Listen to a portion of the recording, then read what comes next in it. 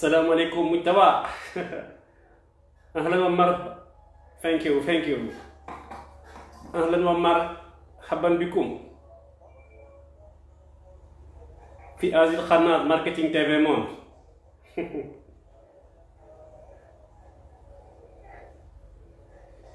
السلام عليكم Mujtaba. Assalamu alaikum.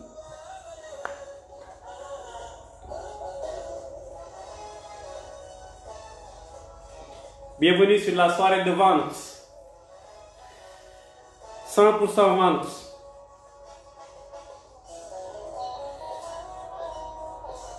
On va vendre des moutons et des cordes. Waaw. Jaay xar jaay buum.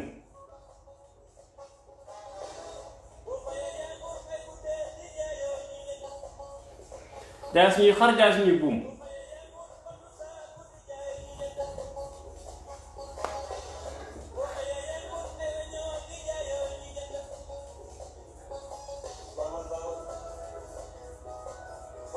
Bonsoir à tous les Baol, tous les Njambur. Merci. Merci, sorry Dayan. Sorry Dayan, gisuma la de. Maa ngi lay xaar.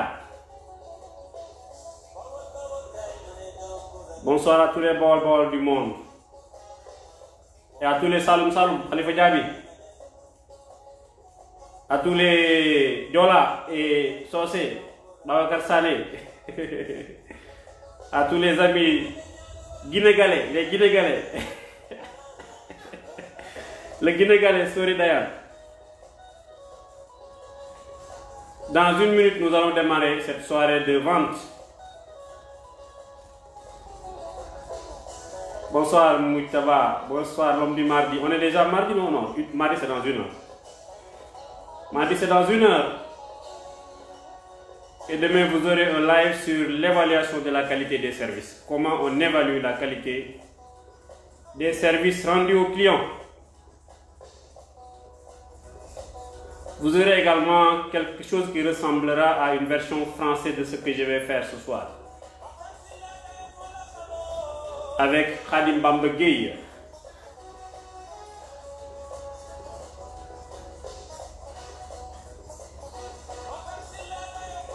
Merci de partager. Partagez s'il vous plaît pour vos amis. Partagez pour vos amis. Bonsoir, Vistra Mikanou. Ya Sidi Diaby, Kaifa Anta. Ahlan wa marhaban bikum fi hadhihi al-qanat. Marketing TV Monde. On commence dans un moment et nous allons parler de vente pour continuer ce qu'on avait démarré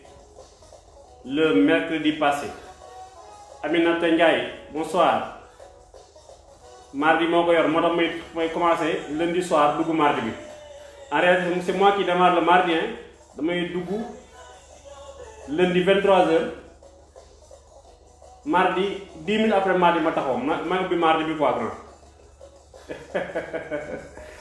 Voilà. Gis nga ni ma lay naxee. Voilà. Merci à Mohamed Mujtaba Kane pour ce micro qui améliore la qualité du son. Voilà, si vous avez une bonne qualité de son, vous le devez à Mohamed Mujtaba Kane. Voilà. Non seulement il nous fait de très belles prestations, mais il nous équipe également en logistique. Merci. C'est ça la générosité, Mujtaba. Khalifa Diaby revient demain peut-être pour nous parler de la création publicitaire. C'est important. Une bonne publicité peut faire venir des clients. Et si vous êtes dans la vente sédentaire, la publicité peut vous aider à améliorer le trafic. Et sans trafic, vous n'aurez pas de clients. Merci à M. Diaby pour ce travail que vous faites dans la communication. Il nous avait fait un excellent live, d'excellents lives même, quelque chose qui ressemble à une demi-douzaine de lives sur la promotion. Il va démarrer demain avec une dizaine de lives cette fois-ci sur la création de contenu et la création publicitaire. Donc je vous invite à suivre ces lives. Et Matar, Matar est là. Merci Matar. Merci Delosiar. Voilà. Tout se passe le mardi. Je démarre le lundi à 23h et j'enchaîne jusqu'à mardi 0h. Donc j'espère que tout est en place. Je vous invite les amis à partager le live sur vos murs. Partagez sur vos murs et sur vos plafonds. Voilà. J'espère que je peux démarrer. Assalamu alaikum wa rahmatullahi ta'ala wa barakatuh. Non, les glaces, il y aura de la glace, il y aura des poulets, il y aura des moutons, il y aura même des chameaux, ça c'est promis. Nous allons faire une soirée du marketing avec du dibi, du café, du lait et de la glace. Voilà, ça c'est promis. On le fera peut-être juste après la Tabaski. Entre la Tabaski et là où le Tamkharit. Et nous allons faire une soirée du marketing. Entrée gratuite. Voilà. Lek Boussour Nibi. Voilà, c'est ça. Voilà. Ngente Touab, Ngente marketeur. Vous ne payez rien. Voilà. Assalamu alaikum wa rahmatullahi ta'ala wa barakatuh. Comme ni ma leen ko waxee woon rek damay sukkandiku ci liggéey bu mag bu sama xarit sama rak Matar Signan defoon ci technique de vente ak bu sama mag Mohamed Moutaba Kane defoon ci technique de vente également et de négociation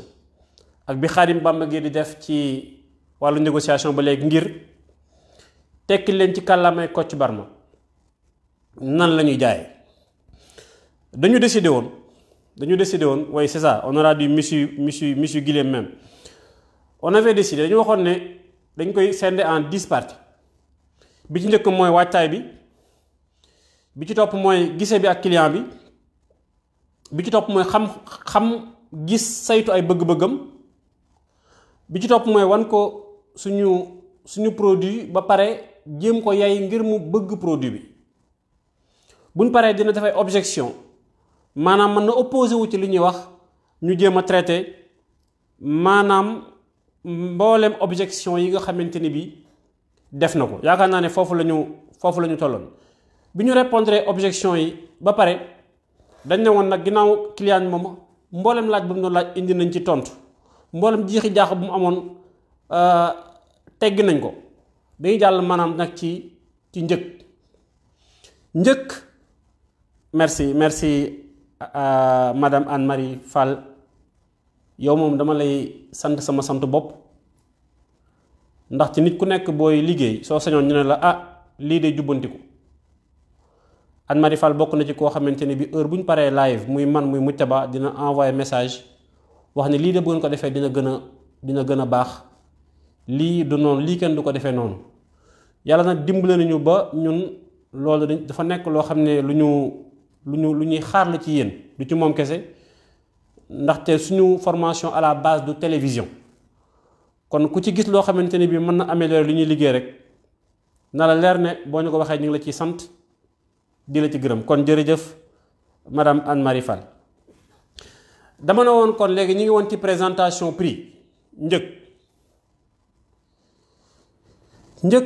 dafa nekk lu am solo ci wàllu njaay surtout ci Sénégal da nga ñëw sax teg sa produit rek bala ngaa présenter sax ñu ne la ñaata lay jar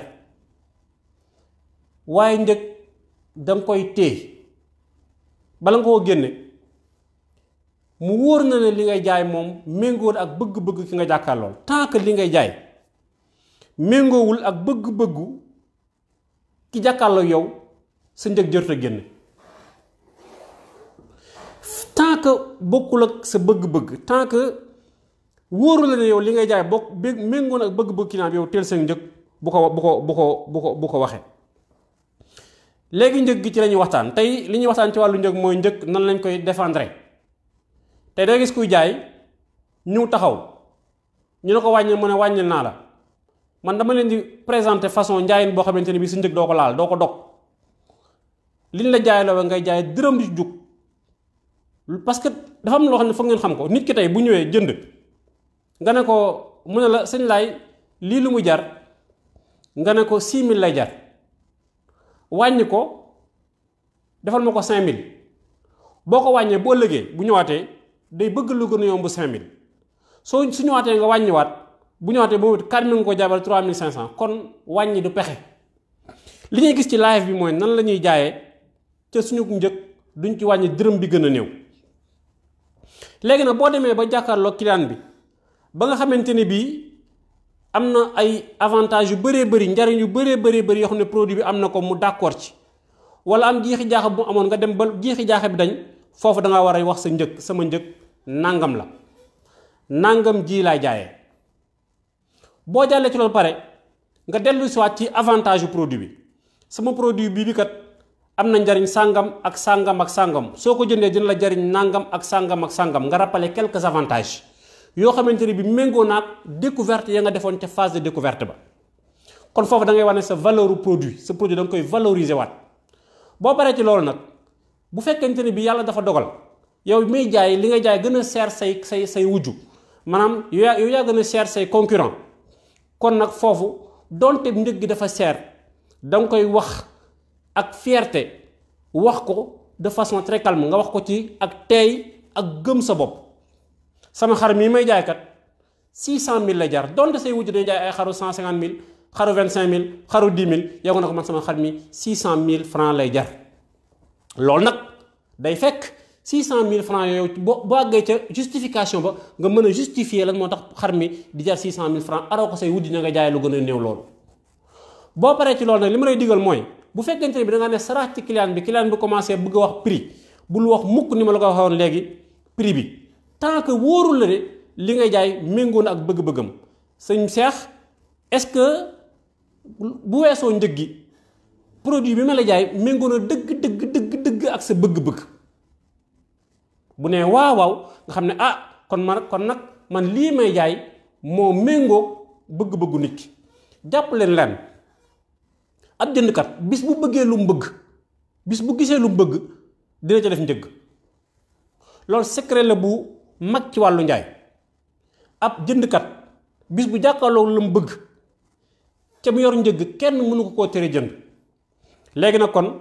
li ci des mooy nga wane sa prix ba pare aar ko ba dërëm du ci jug bul wàññi sa njëg lu dul da ngaa dem ba sës bu fekkee mënut a ñàkk waaye li gën nag mooy nga bañ a wàññi sa njëg léegi yaa ngi jàkkaarloog sa client sëñ Moustapha bu weesoo njëg gi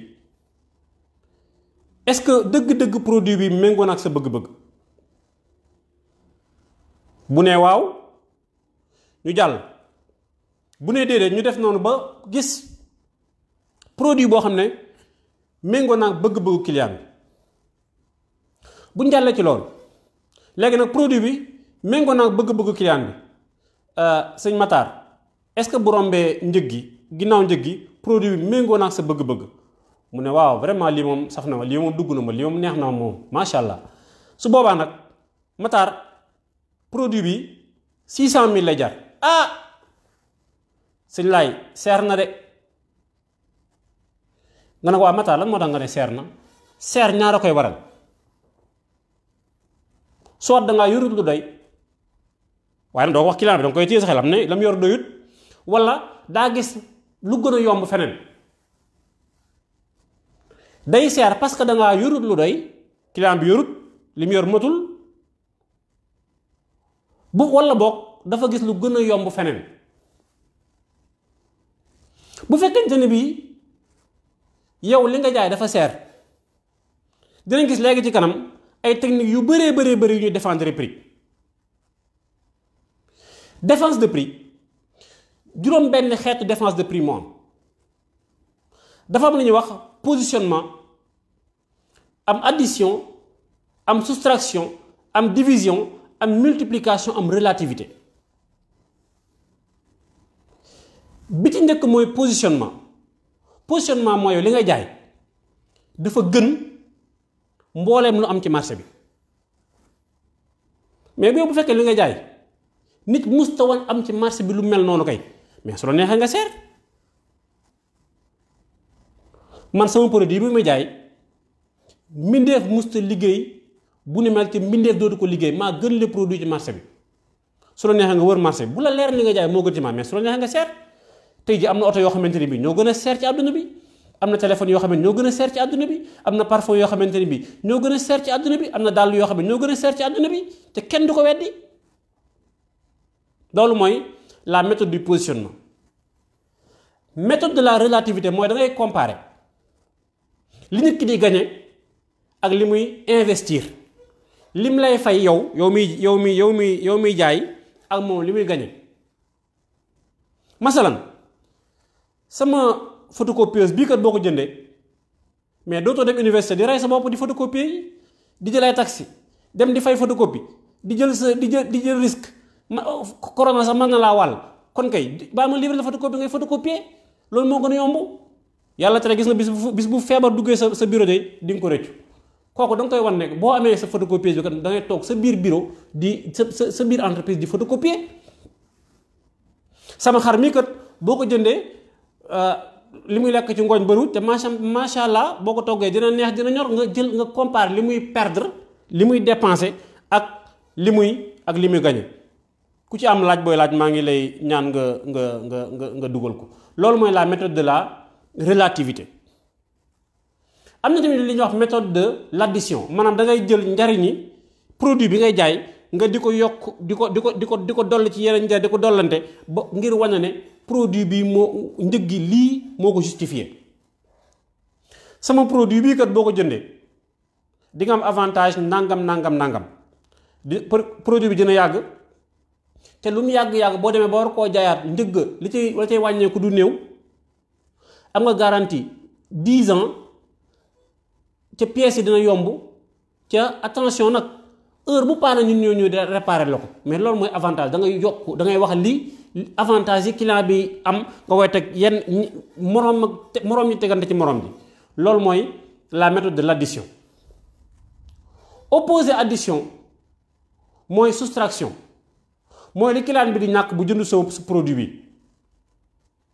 gis nga xarme boo ko jëndee togg ba day du gaaw a ñor te nag da ngay dépenser këriñ gu bëree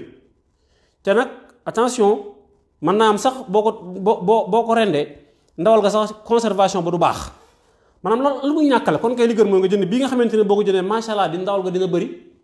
togg ba gaaw te conservation tamit mën naa am lu mat at bu fekkee da ngaa sant gee bëgg a denc sa xaru tabaski lu mat atum lëmm loolu mooy méthode de l'addition da ngay wax client bi li mu ñàkk bu ko jënd tey ma joxal lañ benn exemple méthode de la soustraction produit bi kat xamal ne suba boo ko jënd tey jii ba 0 heure njëg da yokk bu subaa ci talaata yi ndaxte promotion bi kat tey jii lay am 0 heure loolu tamit méthode de soustraction da ngay wax client bi li muy ñàkk bu jënd tey est-ce que yaa may dégg bu baax. am na tamit ñuy wax la méthode de la multiplication produit bi dafa am benn avantage bu ndaw boobu nag da nga koy yokk di ko yokk ba mu rëy sama produit bi kat boo ko jëndee di nga économiser bis bu set 100 francs bu dee weer mu nekk 3000 bu dee at mi mu nekk 60 presque 10 000 francs boo ko defee ci fukki at mu nekk nangam yooyu mën naa jënd terrain nga paro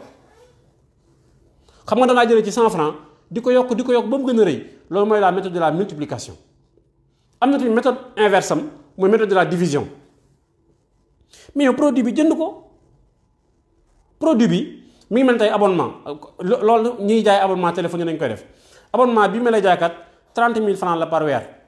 30 000 francs par weer mooy 30 000 divisé par 30 mooy 1000 francs par jour jënd ko 1000 francs dong la par jour. Loolu mooy la méthode de la division. Da nga jël lu nganda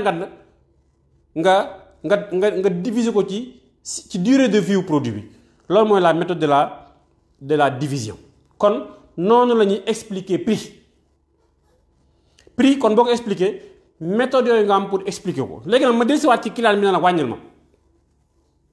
Da ngay jaay client bi ne la wàññil ma. boo ko wàññilee rek yow mënoo jaay yow doo jaaykat. booy jaay client bi ne la wàññil ma xaaral ma jël benn exemple. damay jaay sama benn produit client bi ñu ne ma laay wàññi ko ma ne ko sëñ bi de dëgg-dëgg de produit bi de lii mooy njëg gi de 50 000 francs la. produit bi xar mi 50 nañ jël ci xarit yi ginnaaw xar yi xew xar mi 50 000 francs la. mun a wàññi ko doo ma ko wàññil mën naa ko wàññi kay wàññil ma ko mën naa la ko wàññil la ci kaw nga jënd xar yu bari. bu fekkee njëriñ bi ki jënd si moom jënd na xar yu bëree bëri kon kay yell na nga wàññil ko. waaye bu fekkee moom bëgg def benn effort bennam xar la bëgg a jënd kooku mérité wut wàññi. soo jënd xar yu bëree bëri de mën naa laa wàññil. soo jënd bitéeli tamaate yu bëree bëri de fajal dama lay nuyu mën naa laa wàññil. xam nga bitéeli tamaate xam nga poti tamaate mën naa laa wàññil. bu fekkee moom def na effort mën nga koo defal effort nag yemut ci jënd quantité bu bëri. mën na am moom mu jël en charge transport bi mën na am muy jël en charge livraison bi wala mu renoncer loo xam ne yow da nga ko waroon a def. dañ koo garanti waaye moom nee na soxlu garanti kooku mën nga koo wàññil. moom bu defee effort rek defal effort. est-ce que yaa muy dégg bu fekkee te client bi dafa insisté na ne moom nanguwut a def effort su la neexee nga ne ko man du ma la wàññil waaye mën naa laa may dara. téléphone bi nga jënd 300 000 la jar mais xaaral may la carte orange bu 5 000 moo gën nga koy wàññi 5 000. téléphone bi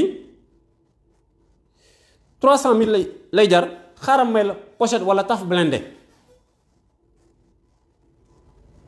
loolu moo gën ngay wàññi njëg gi. est-ce que yaa ngi may dégg bu baax kon njëg doo ko wàññi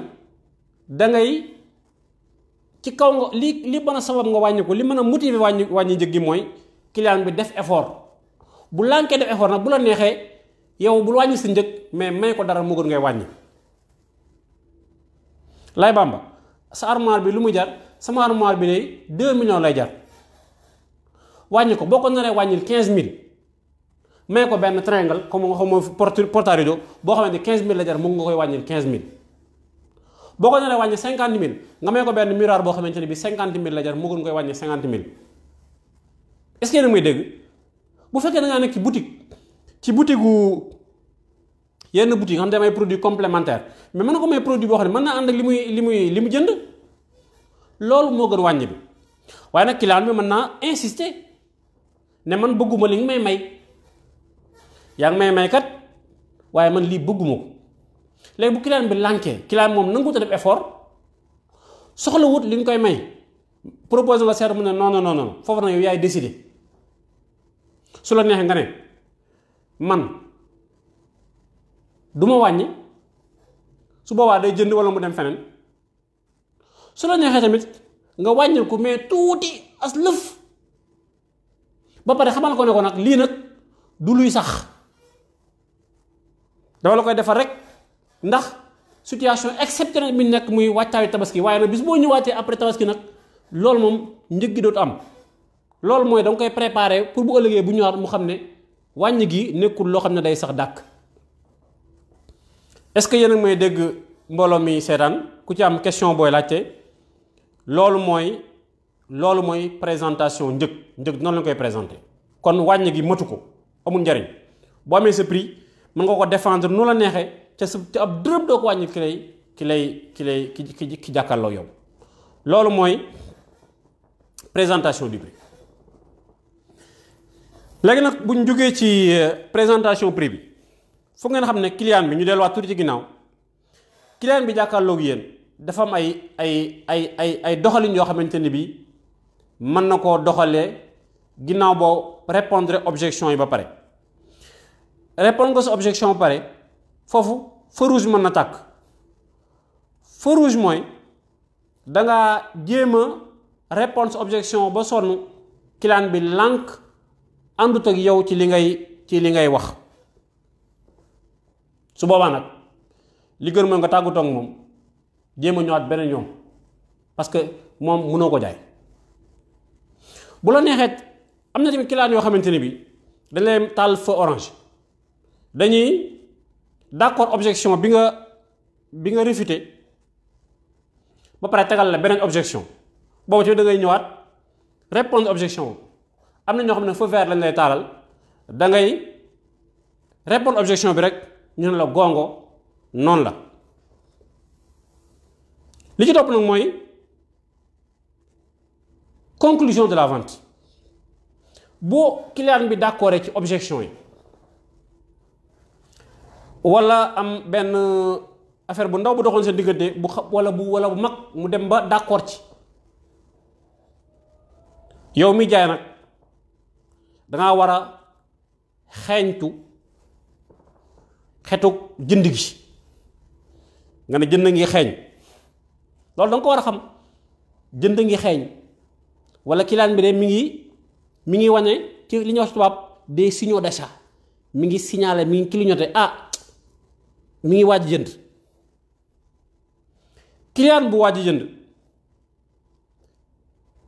dafa am nu muy doxale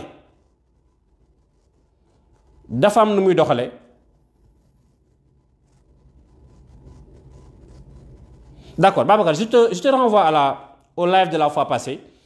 la méthode paradis développée en Wolof, prendre compte ngeen baal ma dafa am ñoo xam ne moom bu ñuy live rek kuy live la ñuy bañ. Comme je disais, merci Boubacar pour ta question. léegi boo répondre objection yi présenté prix ba pare da ngay toog na ngay xeeñ est-ce que jënd ngi xeeñ est-ce que client mi ngi émettre li naan ay signaux d'achat. dafa am yoo xam ne da koy wax nga dégg ko mu wóor na la kii dafa bëgg a jënd.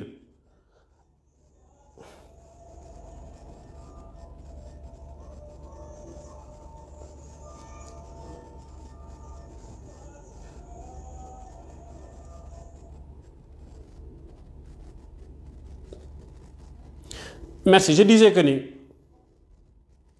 client bi da nga war a xool ci doxalinam kii dafa nar a jënd wala ngay déglu ci kàllaamaam li dafa bëgg a jënd. dafa am loo xam ne mooy wax les signaux verbaux et les signaux non verbaux d'achat. Mais j'ai jamais vu ça de ma vie.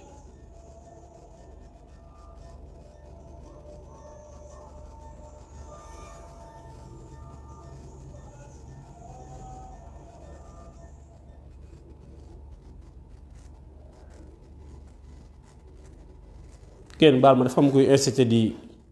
di woote.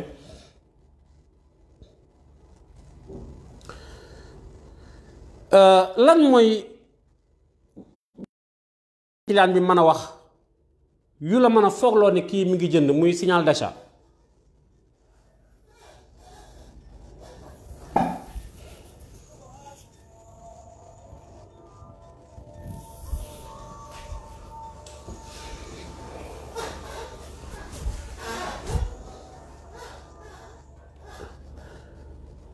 Excusez-moi de ce désagrément. lan mooy baat yoo xam ne mën na la foogloo ne lii client bi day jënd bokk na li tax client bi jënd. da ngay jaay ba caa client bi ne la client bi mel ni moom dafa jënd produit ba pare. waaye est-ce que chambre à coucher bi su ma ko jëndalee xale yi est-ce que dina xaj ci néegu xale ya sax kooku jënd na ba pare est-ce que chambre à coucher bi su ma ko jëndalee xale yi est-ce que dina xaj seen néeg ah loo ci xalaat alaaji bu fekkee c'est un couple xamal ne ku jigéen ki moom ma nga jënd na ba pare moom jënd na wala mu taw ba caag na la waaw suñ ko jëndee kan moo ñu koy livrer waaw montage bi nu muy demee loolu signal d'achat la kooku jënd na ba pare loolu signal d'achat la wala mu poser leen ay question ci wàllu délai de livraison bi wala condition de règlement yi waaye léegi bu ñu ko jëndee kan ngeen ñu koy livrer tey la est-ce que man tey kan ngeen ñu koy livrer est-ce que dina mën a ñëw balaa tabaski kooku jënd na ba pare wala mu nekk koo xam ne dafa am lu réeré loo xam ne ànd d'accord leen ci woon mu jekki-jekki ànd ca kooku tamit moom mu ngi ci biir jënd na ba pare loolu ay signaux verbaux d'achat la wala muy laaj avantage supplémentaire waa léegi su ma jëndee lal bi moom baa dégg ma may kamoot loolu tamit signal d'achat la kon dafa am lu ñaan les signaux verbaux kon boo waxee njëg gi ba pare rek yow commencé déglu di xool déglu gi moo lay may nga mën a comprendre les signaux verbaux d'achat dinañ dikkaat léegi ci yow mi jaay boo détecté un signal d'achat naka ngay def am na tamit li naan les signaux non verbaux yow bi nga jaay client bi lépp dafa façon kanam gi ne fuñu ñaar nga jékki-jékki client bi commencé ree kanam gi leer ba di briller kooku tamit moom jënd na ba pare wala nga nekk client boo xamante ne bi li ngay wax ak moom lépp mi ngi croisé woon bras ni nii nga jékki-jékki mu découragé commencé détendre kooku tamit jënd na ba pare wala mu def koo xam ne dafa mel ni ku xaw a arrière ku xaw a ragal mu jékki-jékki commencé jege si kooku tamit jënd na ba pare su boobaa nag yow lañ lay xaar ci yow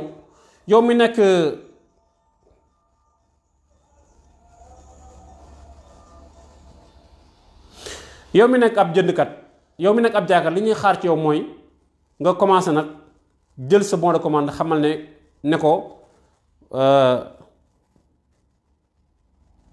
voilà loolu d'ailleurs sax Cissé loolu moo tax may def live bii nii kon boo gisee loolu nag foofu moom jot na nag nga génne sa bon de commande nag laaj ko li muy jël si mu tabaa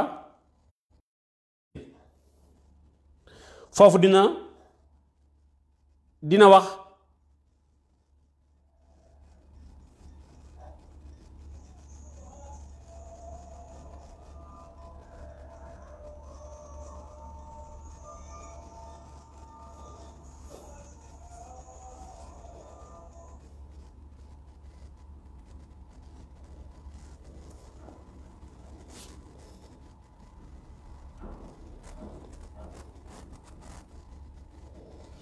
les clients bi ngay jaay je disais ngeen baal ma ci dog yooyu xanaa benn ngeen moo nekk di insister ñoom moom buñ la jotee buñ la woo jotul la rek dañuy nekk di insister foofu na day jot nga génn sa bon de commande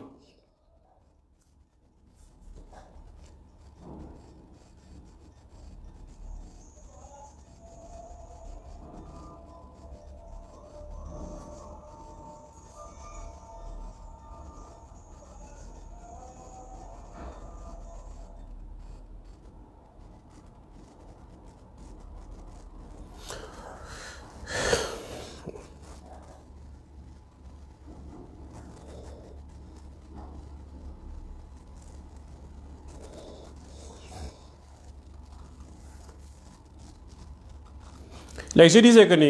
ngeen baal ma ci ay appel yoo xam ne day dog sama liggéey bi may commencé énervé loo sax ngeen baal ma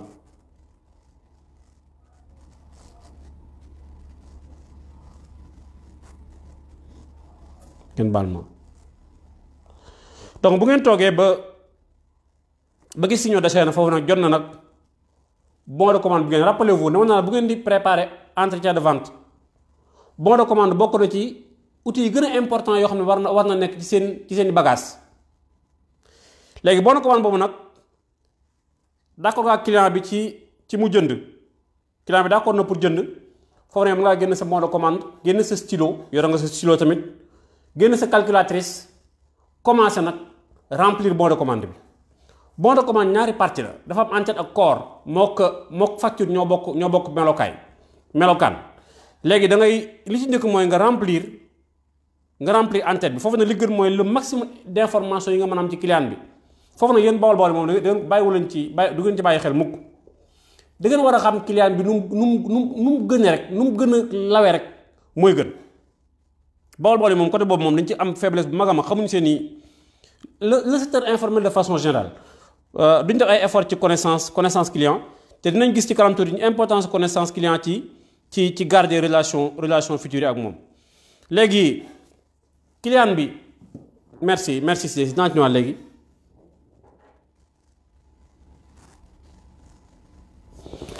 ouais vraiment elle sait que je suis en live ki bi wootee xam na ne maa ngi en live léegi je disais remplir nga bon de commande bi boo remplir bon de commande bi commencer d'abord laaj sëñ bi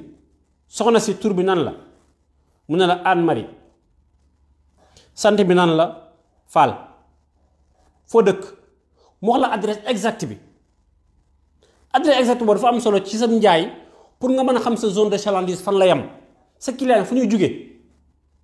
numéro téléphone bi lan la mu wax la ko day am solo ci sa suivi clientèle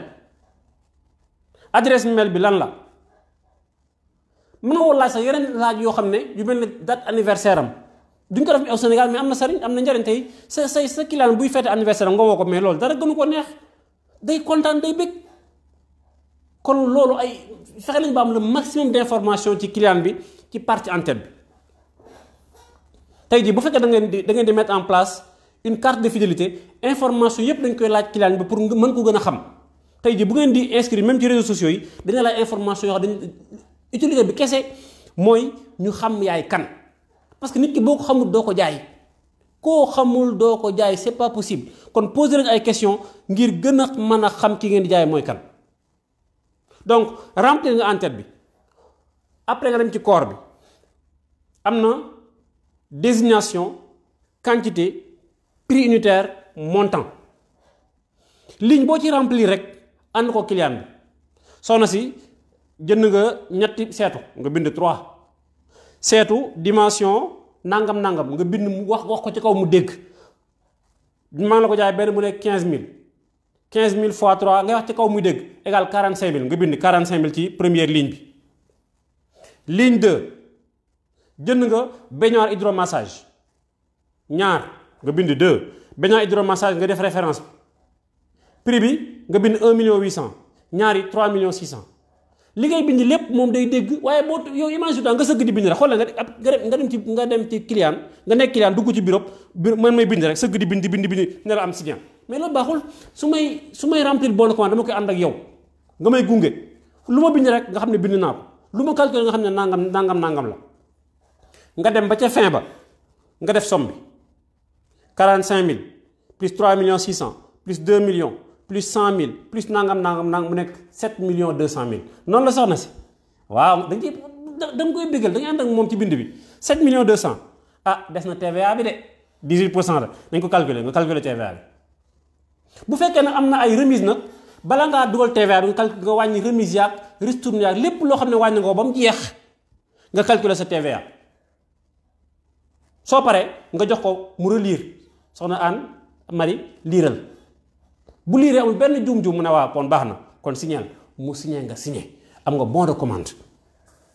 am nga benn njaay waaye nag attention foofu dañ la wax kaaw kiy jënd am na ñoo xam ne duñ jënd dem naa te mu tabaakan essayé waat répondre objection présenter prix mu ne jëndul su ma jéemee 2 fois 3 fois li gën mooy ma tàggatoo moom dem waajiwaat xam ne jékkuma tey lan moo tax jékkuma man daanaka noo préparé woo baaxut su ma demee sama kër damay tegaat film bi di ko seetaan naa di ko arrière man de ba may jaay mutta ba ba ma duggee sama film ci bi laa fàccee tëj lii boo tax jëndut waaye yow oh là là damaa toog ci néew mu toogal moom client orgueil la man ma naan ko ma koy indi ay témoignage ma tooñ sama bopp nga tegaat film bi xool foo juume su ko defee boo liggéey booy ñëwaat doo répéter les mêmes erreurs am na njariñ parce que dalay tax boo liggéey nga moytu pakk-pakk yi ne ci yoon bi. Les mauvaises expériences servent de leçon noonu la ko tubaab ba waxee. est-ce que yaa ngi may dégg bu baax kooku jëndut kon da nga dem waajiwaat te ngir yàlla boo ñëwaat nag nga xool erreur ya nga defoon boo ñëw nga moytu ko. bu fekkee da nga indi échantillon yi boo ñëw nga indi ko bu fekkee amoon produit bi bëgg nga indi ko boo ñëwaat loo foofu lañ lay xaar. bu fekkee jënd na nag jënd na mooy li ma da ngay remplir bon de commande bi. remplir nga bon de commande bi léegi nag li ci des mooy nga tàggoog moom. bu fekkente ne bi ku jënd la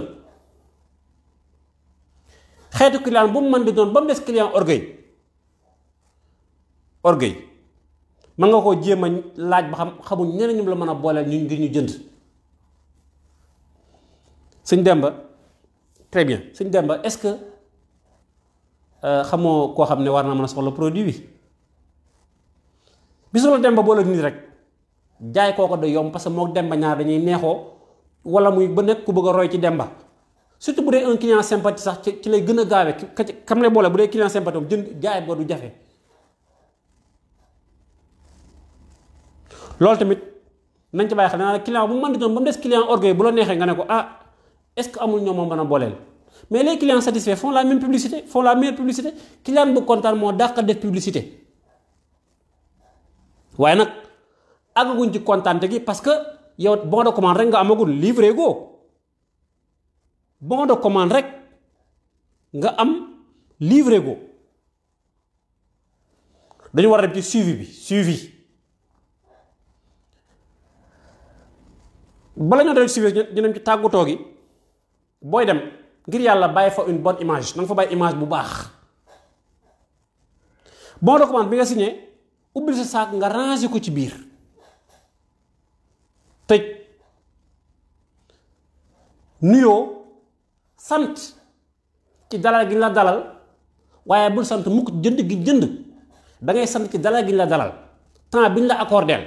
waaye amul maa ngi lay gërëm ci jënd gi nga jël loolu kenn du ko def maa ngi lay gërëm ci temps gi ma consacré ak dalal gu yan am maanaa gi ma dalal loolu d'accord naa mais sëñ bi maa ngi lay gërëm ndax ñetti ordinateur yi mais ki nga jaay naan rek kii ray na ma danga koy gërëm ci temps bi mu la consacré léegi nag nga jug dem bu fa sax bu fa éterniser wu mais jënd nga wéyal da nga am yeneen client yu lay xaar da nga am agenda da nga am yeneen rendez-vous il faut nga war ko da nga am yeneen rendez-vous nga dem léegi nag boo demee ba sa bureau am na engagement yoo jëloon ngay engagement par rapport à la date de livraison Soxna Anne Marie dinaa la livrer altine bii di ñëw Soxna Anne Marie dinaa livrer 13h lam jënd fexeel ba na nga ko livrer bu mu yées bu mu waroo bu jëndee lu xonq jox ko lu xonq est-ce que am nga dégg bu baax bu jëndee 20 unités livrer ko 20 unités altine nga ko dig livraison soo mën a ñëw avant altine sax moo gën waaye na ko yëg altine 13h nga ko wax boo mën a ñëw avant 13h waaye fexeel ba bu romb 13h boo rombee 13h yow loru nga yow parce que moom day ñëw mer yow yaa ngi ma waxoon 13h bi léegi maa ngi nii xoolal julli naa tisbaar ba pare maa ngi war a liggéey maa ngi war a dem dara jënd xar ñëwoo xoolal foofu moom yaa ngi commencé am problème mu ñàkk sa client parce que respecté sa engagement kon engagement ya nga jëloon respecté ko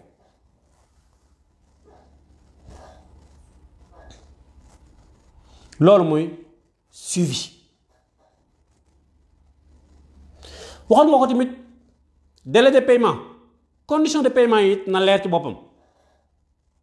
looy nangu looy bañ da ngay nangu espèce virement chèque na leer ci boppam bu fekkee dafa fayee chèque yow bu fekkee da nga bëgg a xaar ba chèque bi banque sa chèque door a livré na leer ci boppam na lépp leer ci boppam ngir ëllëg jeexi jaax bañ a am waroo bañ a am coow bañ a am loolu lépp yow mi nekk vendeur ma nga ko moytandiku. léegi agsi nañ ci cëppaandawu jaay client jënd na fay na. est-ce que dañ ko war a bàyyi mu toog du ñu am benn relation moom mukk foofu nag ngay démarrer beneen phase bu ñuy wax fidélisation.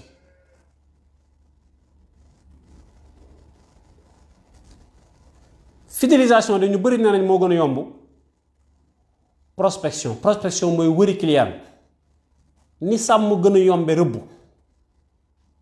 xam nga ne sàmm moom moo gën a yomb rëbb sàmm tey boo demee par case am na ñoo ñu ngay sàmmi gaynde dañ leen defal ci ak cage ñuy sàmm mais ku ñu ci rëbbuloo gaynde di nga way mbay. kon ngeen bàyyi xel ci ne téye client moo gën a yomb wuti client. téye client moo gën a yomb wuti ko moo gën a yomb wëri ko. foofu nag ñu bëgg nga bàyyi nga bàyyi xel ci ñaar mooy satisfaction ak fidélisation. satisfaction mooy lan nit ki bi mu ñëw am na mébétam ba mu jëndee ba pare am na expérience am day comparer expérience bi ak mébét ma. lam dund da koy comparer ak lam bëggoon buñ méngoowee mu am satisfaction bu fekkee lam dund nag moo yées lam mébétoon foofu insatisfaction lay jur bu fekkee te lam dund nag moo gën a neex lam mébétoon loolu moom day kontaan enthousiasme comme on dit.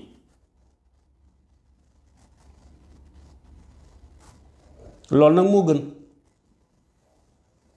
su manee ne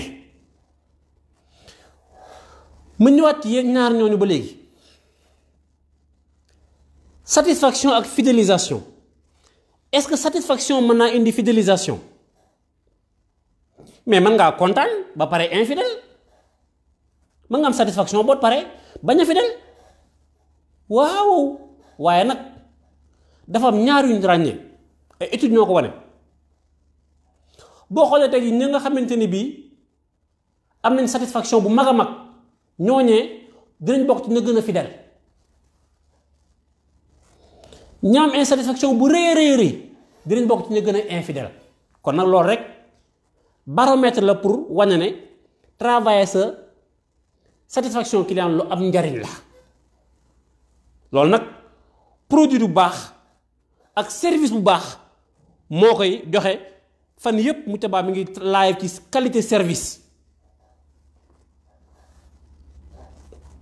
service dafa am solo service nag lu ci ëpp ci ay nit lay sukkandiku ay nit ki ci service ci production de service bi la bokk loolu am na ay live yu bëree bëri yu ñu ci def du ma ci dellusiwaat.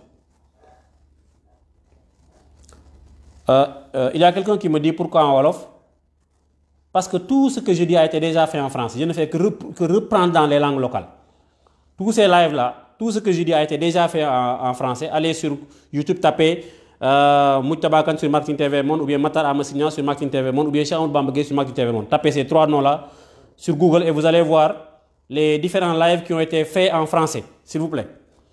Man damay ñëwaat rek pour nos locaux, pour nos parents, pour mes parents Baol, surtout pour expliquer leen, reprendre un peu ce qui a été dit dans ces lives là en français. Merci Bibiche Loubou d'être en ligne et de suivre ce que nous disons. Donc loolu mooy ci wàllum satisfaction ak fidélisation. bu ñu jugee ci loolu nag dama bëggoon ñu waxtaan ñun ñi nga xamante ne bii ñoo nekk ci njaay mi naka lañ war a def ngir téye suñuy client. Mamadou Gora Sène defoon na live ci CRM ku bëgg version franc mi nga ca dellu mais man ni ma ko tënkee day gën a gàtt lool. client daal lu yomb tee la ab client mënoo koo téye ci xamoo ko koo xamul mënoo koo téye client baa ngi nii yow def nga facture mais facture defoo ci tur defoo téléphone kooku foo koy téye mënoo ko téye. ab client da nga koy déglu déglu nag mënoo yow fu nit ne nga déglu ko ñëw jàkkaarloog moom wax ak moom. tey jii technologie permettre na nga mën a déglu ñëpp mën nga am sa numéro vert bu fekkee amoo loo mettre en place un numéro vert nga am téléphone sa téléphone bind ko fépp c'est outil de communication yi. communication booy def média hors média def sa numéro téléphone ku la soxla woo la nga déglu ko. am nga site web mais na am possibilité am benn forum foo xam ne client dañ fa daje wala nga def benn blog am ngay page sur les différents réseaux sociaux foofu moyen la pour déglu client yi. jënd naa courant bi neexut mais Matar dama la wax ci ay réseaux sociaux yi Matar courant bi neexut wala dafa cher foofu la ma Matar ji dégloo maanaam déglu nekkul ne da ngay taxaw client bu ne nga ñëw jox ko sa ñaari nopp non actuellement technologie développement boo xamante ni bii koo bëgg a déglu di nga ko déglu. am nga sax les newsletter chaque mois nga envoyé sa client mu lire boo amee lu mu lay delloo mu delloo la ko. am nga sa site web nous sommes à l'ère du web 2.0 certains parlent de 3.0 UGC contenu généré par les utilisateurs ñooy wax ak yow mais da nga leen di déglu xam nga leen déglu leen mais da ngay wax ak ñoom tamit déglu nit ki te waxoo ko te amul njariñ mais Matar bu fekkee man damay ñëw sa réseaux sociaux yi di kaas suba ba ngoon Matar du ma tontu mais loolu neexut mais boo ma dégloo danga may tontu indi ma leeral ci li ma laaj. tey jii bu fekkee da nga nekk un community manager da nga war a travailler nekk 24 heures sur 24 sur les réseaux sociaux di tontu nit ñi parce que am na koo xam ne tey minuit la am jot am na koo xam ne 8 heures la am jot yow bu fekkee yow kenn ngeen mënu ngeen am benn équipe ñuy tontu client yi.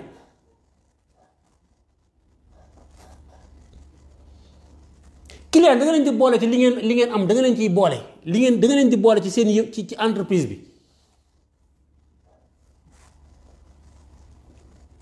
boo lancé produit bu bees mais nga invité sa client yi gën a mag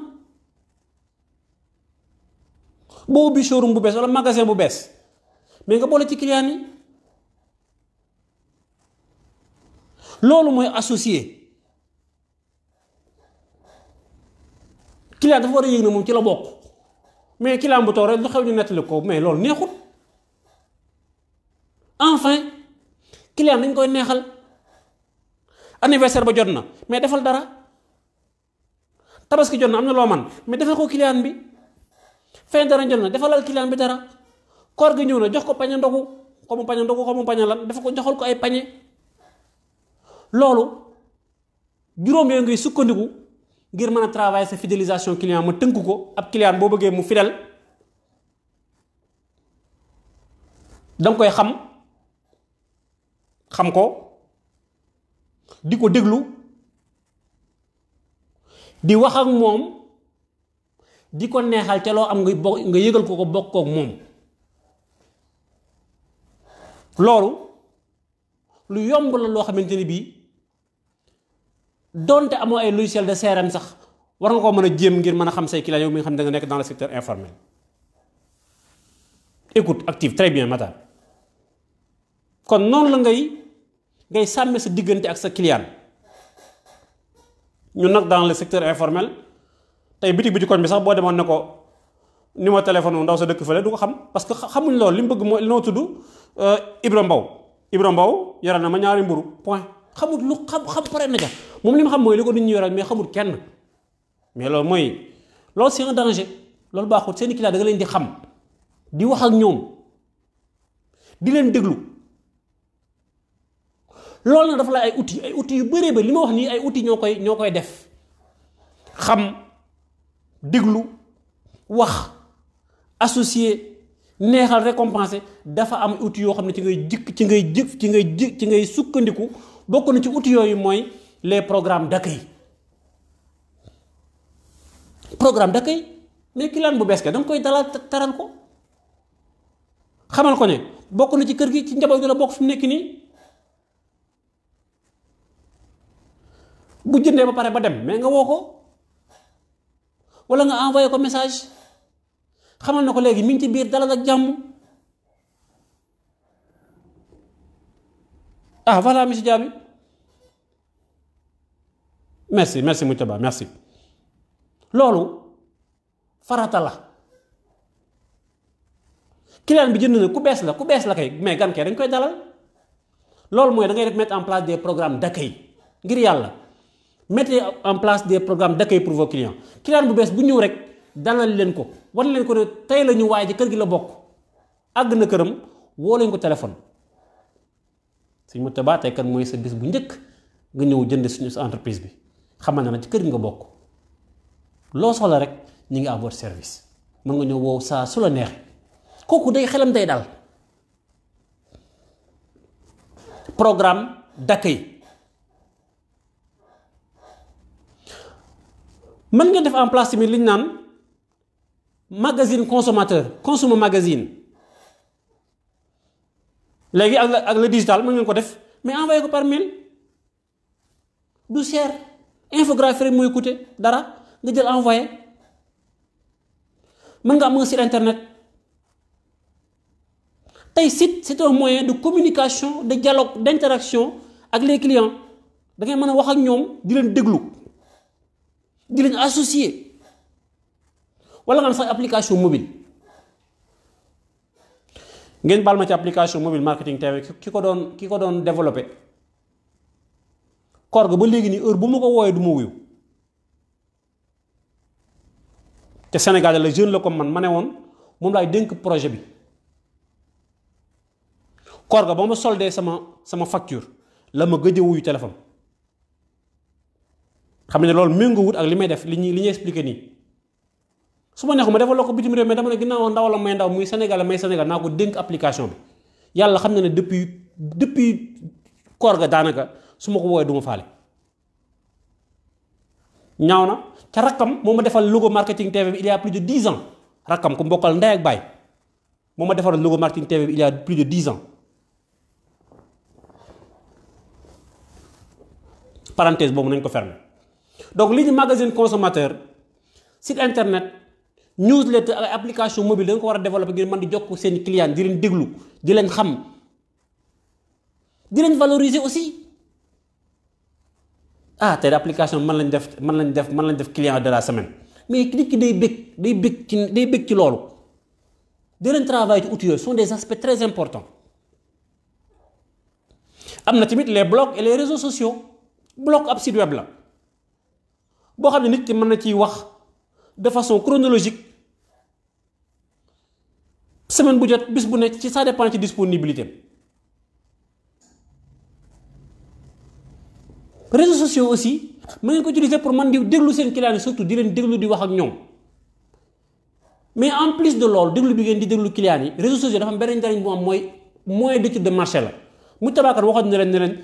soxla chaque jour questionnaire non tey jii l'observation xool li nit ñi di waxante seen biir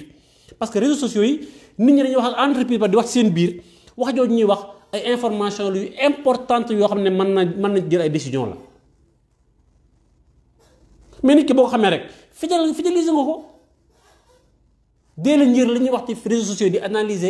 analyser commentaires yi ak dialogue interaction entre les gens ak également entre la communauté et vous muy dund nay nekk lu dund waaye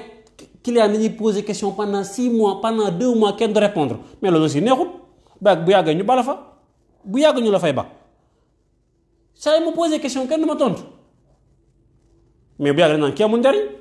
kii sawaay dañu tardeel merci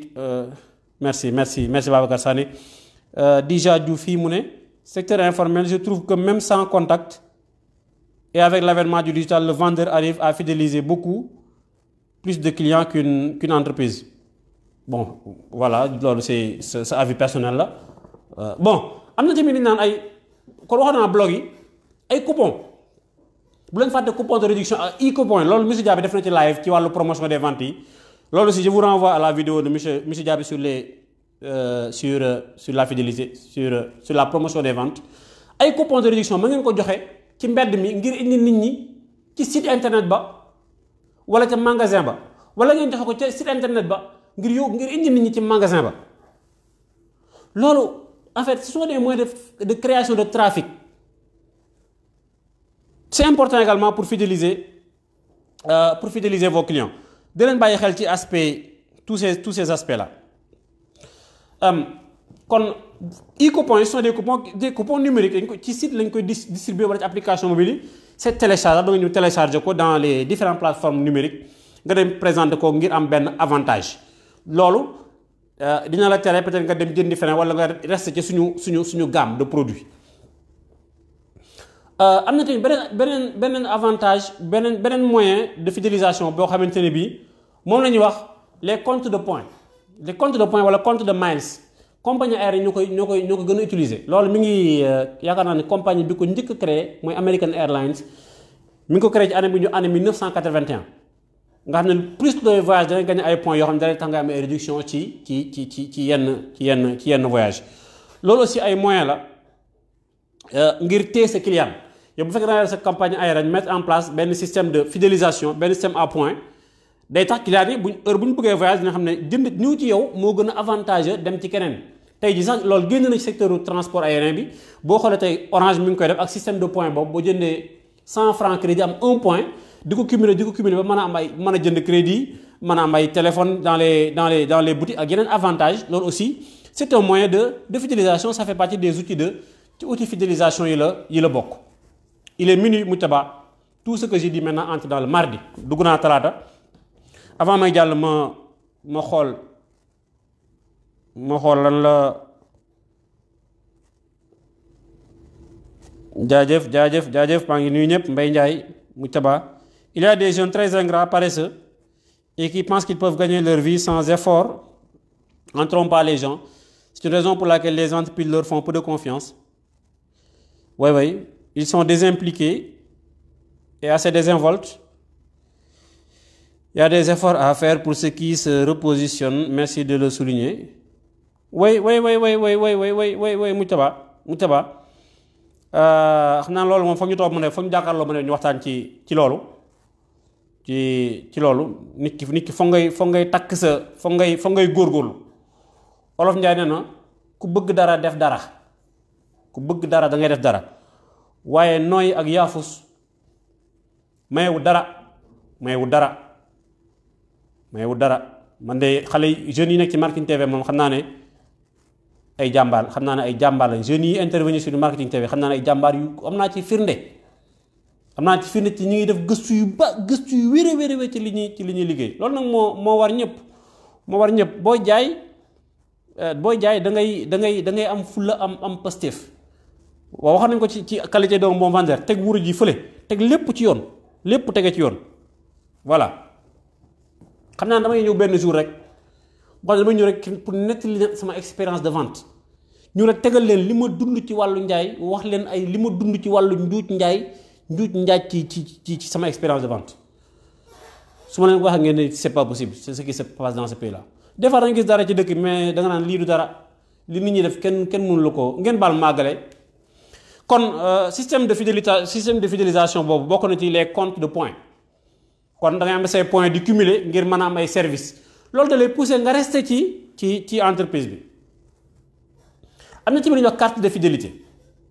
am na entreprise yoo xam ne tey jii da nga gis dans les pays développés moom foo boutique boo dugg rek carte de fidélité la njëkk a proposé c'est important parce que c'est un moyen de connaissance de la clientèle mais également c'est un moyen. day tax nga client mën a ñëwaat nga mën ko contrôler xam ko di ko mën a defal ay promotion ciblée waaw da ngay mën a taper au bon moment tey imagine toi nga am benn boulangerie pâtisserie sa client yépp nga xam seen date de naissance mais loolu c'est une mine d'or mais mais gâteau gars yi nga koy consommer jour d'anniversaire rien que loolu rek marché la xam anniversaire sa client yépp rek loolu rek marché la mais boo ko xamul da ngay tërëxi dem rek ce n'est pas comme ça qu'on travaille client na nga koy xam mu tabax xam naa dinaa terminer un peu ci partie boobu incha allah mosal leen tuuti ci ci li ma daj ci jaay am na ci lu ñuy wax club tey nit ki mën nga créer club maanaam njariñu club du rassembler sa client yépp parce que mënta ne ñaare club ba ña ca inscrit mooy sa client yi ëpp solo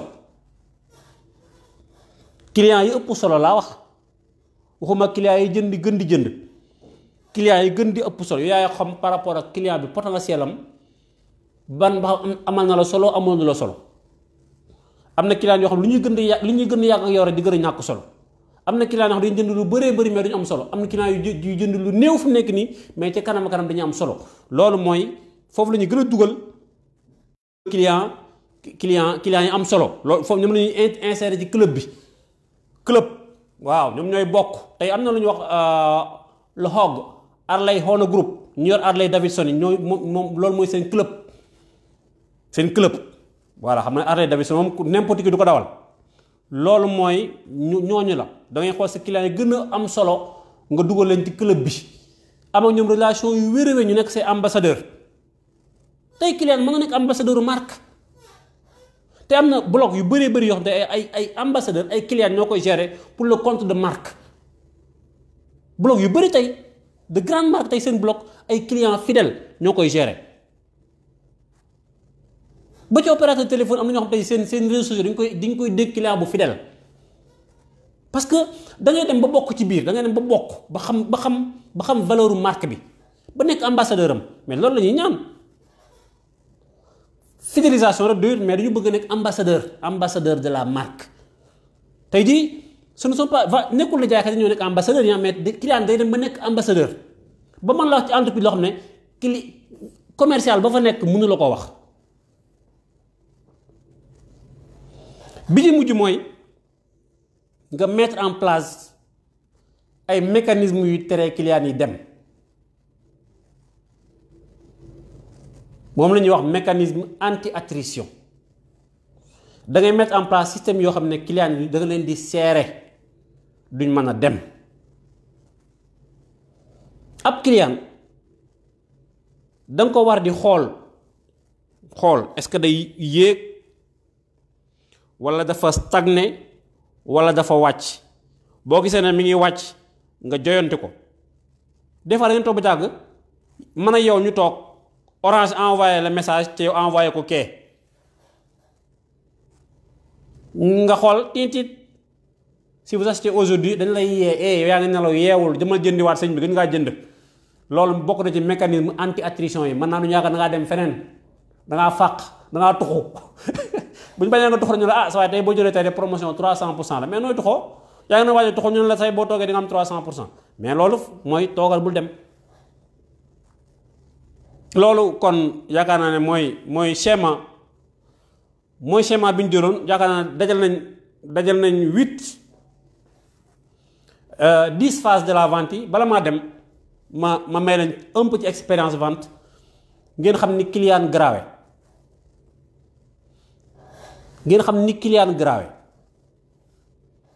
dama nekkoon ci benn société bu mag bu ñu jaay ay karo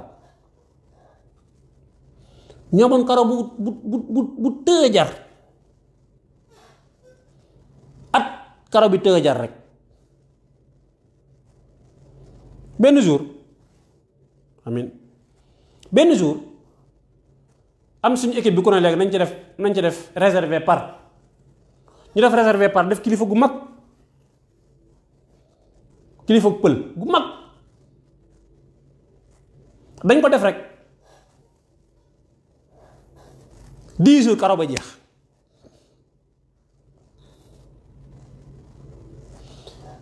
ñu demaan ba ci yàgg demaan beneen karo bu mel noonu nag yàq xam nga mos da ngay mos yaakaar ne bu ñaata day neex am benn kilifa murit gu mag gu fa war a ñëw ñun nag ñu bëgg koo jaay karo bi nga xam ne dañ koo tëgg jaay deuxième karo bi tëgg jaay ñu bëgg koo jaay.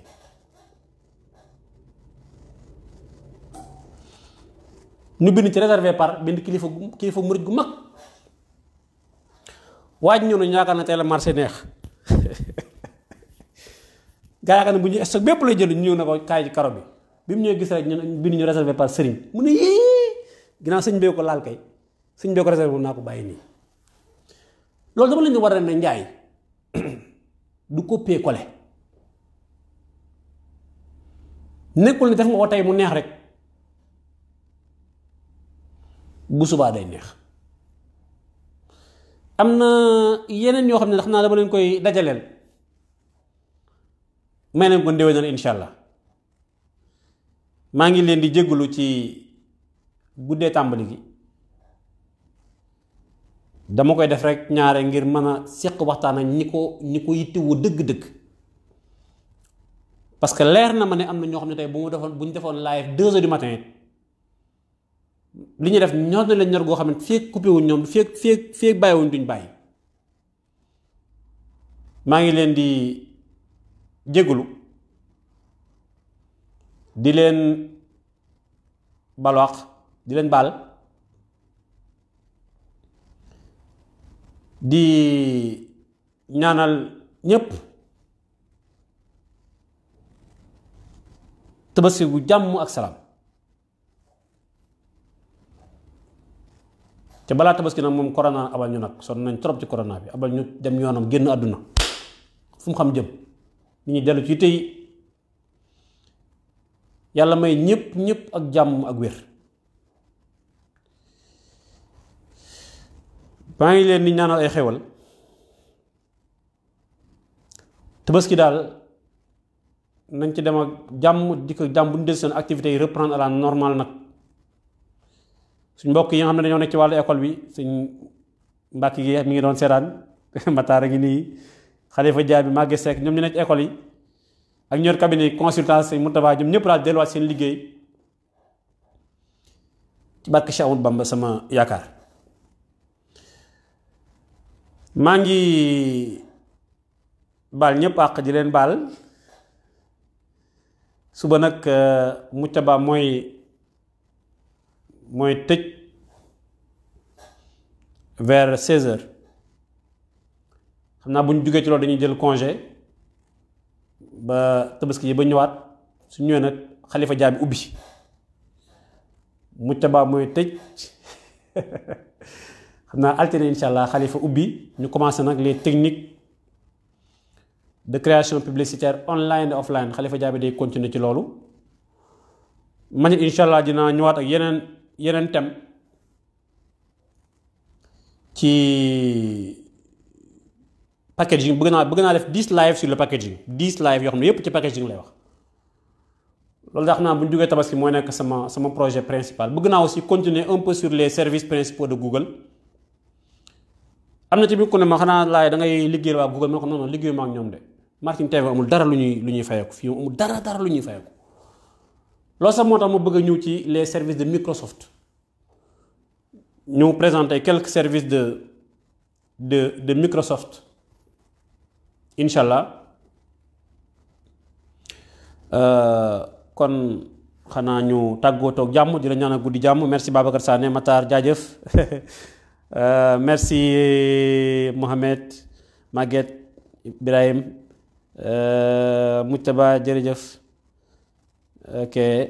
ñu ngi voilà Moujtaba suba Moujtaba man 16h laa bind wala 18h jaajëf Khalifa kontaan naa ci yéen jërë ngeen jëf je crois fàttewuma dara merci beaucoup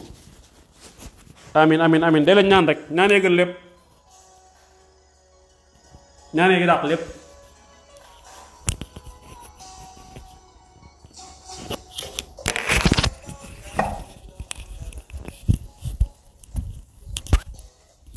merci Bassirou Diagne